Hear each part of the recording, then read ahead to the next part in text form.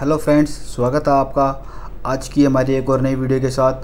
आज के इस वीडियो में हम जानेंगे कि टैली अकाउंटिंग वाउचर्स क्या है। तो आइए सबसे पहले जानते हैं अकाउंटिंग वाउचर्स क्या होते हैं। टैली में अकाउंटिंग वाउचर वह होता है जिसमें अलग अलग प्रकार के लेन देनों की एंट्री की जाती है। अर्थात हम कह सकते हैं कि टैली में वाउचर वह जगह होती है जहाँ पर अलग अलग प्रकार के ट्रांजैक्शन को रखा जाता है। इसमें सभी वाउचर्स का प्रयोग अलग अलग तरीके से किया जाता है। फॉर एग्जाम्पल, यदि हम किसी पार्टी का भुगतान करना होता है तो हम पेमेंट वाउचर का प्रयोग करते हैं। किसी पार्टी से हमें पैसे प्राप्त करने होते हैं तो हमें रिसिप्ट वाउचर का प्रयोग करते हैं। या फिर किसी बैंक में हमें कैश डिपॉजिट करना हो या फिर उसे विड्रॉल करना हो तो हम कॉन्ट्रा वाउचर का प्रयोग करते हैं। आइए इसके बाद हम देखते हैं इसके types of vouchers in Tally. सबसे पहले आता है आपका contra voucher, second payment voucher, receipt voucher, journal voucher, sales voucher, purchase voucher, credit note voucher, debit note voucher. Tally की मदद से जानते हैं ये कहाँ पर होते हैं। या टैली में आप आएंगे अकाउंटिंग वाउचर में, यहाँ आप चेक कर सकते हैं F4 शॉर्टकट की कॉन्ट्रा वाउचर है, payment voucher, receipt, journal, sale, credit note, debit note, purchase. यहाँ पर इसके वाउचर्स के टाइप्स हमारे पास आ रहे हैं। अब एक एक करके हम जानेंगे कि कौन से वाउचर का कब यूज़ होता है, कौन सी एंट्री किस वाउचर में हमें डालनी होती है। सबसे पहले हम जानते हैं कॉन्ट्रा वाउचर। जब भी हम बैंक से कोई लेन देन करते हैं तब कॉन्ट्रा वाउचर का प्रयोग करते हैं। इस वाउचर का प्रयोग हम तब करते हैं जब बैंक में कैश जमा करवाते हैं या फिर कैश विड्रॉल करते हैं।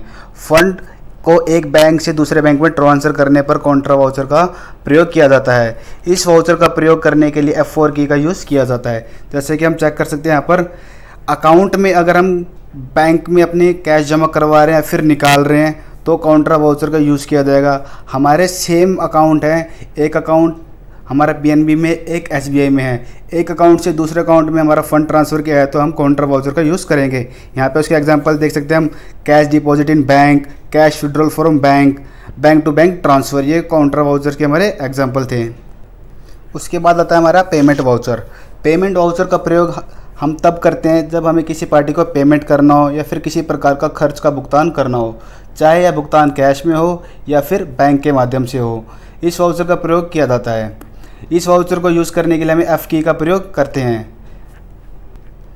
जब भी कोई पेमेंट हमारे बैंक अकाउंट से हो रही है फिर कैश में हो रही है, किसी पार्टी को हम पेमेंट कर रहे हैं फिर किसी खर्चे की पेमेंट कर रही हैं तो वो सारे पेमेंट वाउचर्स में आएंगे। For example, cash, bank paid to Ram, rent paid, salary paid, जो भी खर्चे हमारे कैश में या फिर बैंक से होंगे सारे के सारे पेमेंट वाउचर्स में आएंगे। उसके बाद आते हैं रिसिप्ट वाउचर में। रिसिप्ट वाउचर का प्रयोग हम तब करते हैं जब हमारे पास पैसा आता है। अब चाहे यह पैसा हमारे पास कैश में आए या फिर बैंक के माध्यम से आए, दोनों स्थिति में रिसिप्ट वाउचर का प्रयोग किया जाएगा। इस वाउचर का प्रयोग करने के लिए F6 का प्रयोग किया जाता है। जब कभी भी हमारे पास कैश आ रहा है किसी पार्टी से या फिर पेमेंट हमारे अकाउंट में आ रही है तो सारी एंट्री हमारे वाउचर्स में जाएगी, रिसिप्ट वाउचर में जाएगी। फॉर एग्जांपल, किसी व्यक्ति या पार्टी को उधार में माल बेचे गए माल का पैसा प्राप्त होना, यानी कि हमने किसी पार्टी को उधार में माल दिया था, उसका हमें वो पेमेंट कर रहा है तो हमें उस पेमेंट को रिसिप्ट वाउचर में एंट्री करेंगे। उसकी व्यवसाय की कोई संपत्ति नकद में बेचने पर, कमीशन प्राप्त होने पर। उसके बाद हम जानते हैं जर्नल वाउचर्स के बारे में। इस वाउचर का प्रयोग मुख्य रूप से एडजस्टमेंट के लिए किया जाता है, यानी कि जो एंट्रीज अन्य वाउचर में नहीं की जाती उसकी एंट्री जर्नल वाउचर में की जाती है। इस वाउचर का प्रयोग करने के लिए F7 की का प्रयोग किया जाता है। फॉर एग्जांपल, लोन पर ब्याज की एंट्री, क्रेडिट पर किसी संपत्ति को खरीदना और बेचना, संपत्ति पर डेप्रिसिएशन लगाना, बिल रिसीवेबल और बिल पेबल की एंट्री एक्सेट्रा। इसके बाद आता है आपका सेल वाउचर। सेल वाउचर का प्रयोग हम तब करते हैं जब हमारे द्वारा कोई माल या वस्तु बेची जाती है, चाहे वह उधार में हो या फिर कैश में। सेल्स वाउचर का प्रयोग करने के लिए मैं F8 की का प्रयोग करते हैं। फॉर एग्जांपल, राम को 1000 रुपये का माल बेचा, नगद में 5000 रुपये का माल बेचा, नगद में मशीनरी बेची एक्सेट्रा। उसके बाद आता है आपका परचेज वाउचर।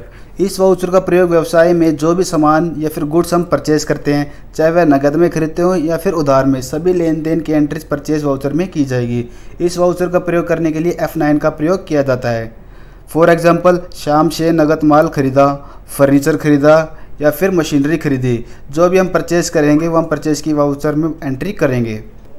इसके बाद आता है आपका डेबिट नोट वाउचर, जिसे हम परचेज रिटर्न भी कहते हैं। इस वाउचर का प्रयोग तब किया जाता है जब खरीदे हुए माल को वापस करना हो इसके अलावा माल पर डिस्काउंट के संबंध में इसका यूज़ किया जाता है। डेबिट नोट वाउचर के लिए कंट्रोल F9 का प्रयोग किया जाता है। फॉर एग्जांपल, खरीदा हुआ माल सप्लायर को वापस रिटर्न किया या फिर माल पर कोई डिस्काउंट हमने प्राप्त किया।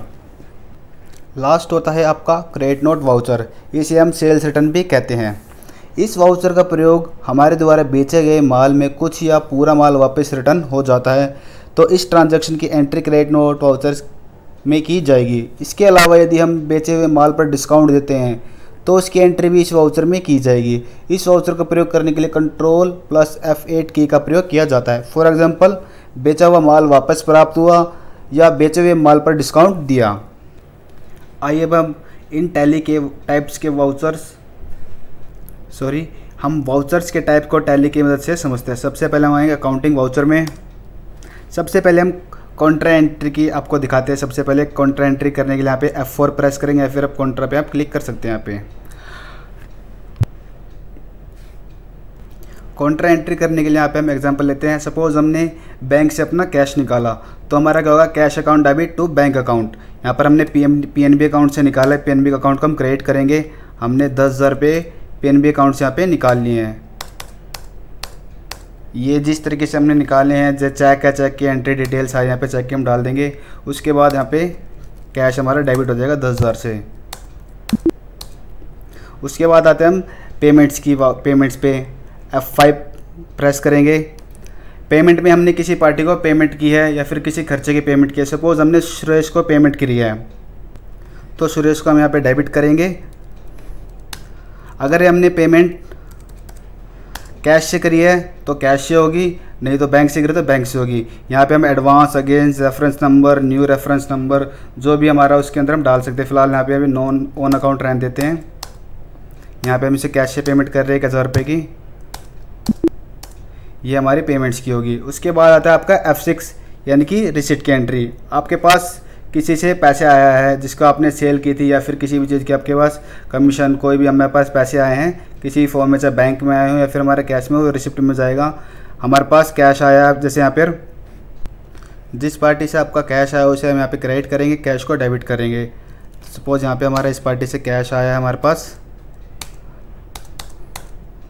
डेबिट हमारा कैश हो जाएगा। यहाँ पर ये हमारे पास कैश आ गया। उसके बाद आता है F7, ये हमारी एडजस्टमेंट की एंट्री होती है।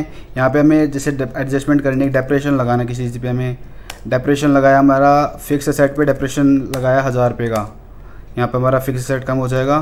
फर्नीचर हमारा फिक्स सेट, ये हमारी F7 जर्नल की एंट्री पास हो गई है। उसके बाद आते हैं F8 पर। F8 हमारी सेल्स की एंट्री होती है। ये हमारा सेल्स का पूरा फॉर्मेट होता है, सेल्स का बिल का। हमें यहाँ पे सिर्फ एंट्री पास करनी है तो हमें कंट्रोल भी करके एंट्री के फॉर्मेट में से ला सकते हैं। रेफरेंस नंबर, आपको कुछ भी रेफरेंस नंबर देना हो रेफरेंस नंबर दे दीजिए। यहाँ पे सेल की एंट्री हमारी क्या होती है, party account debit to sale account. यहाँ पर कैश में हमने सेल करी है तो कैश अकाउंट डेबिट। ये एड्रेस वगैरह जो पार्टी का GST नंबर वो सारी डिटेल यहाँ पे डाल सकते हैं।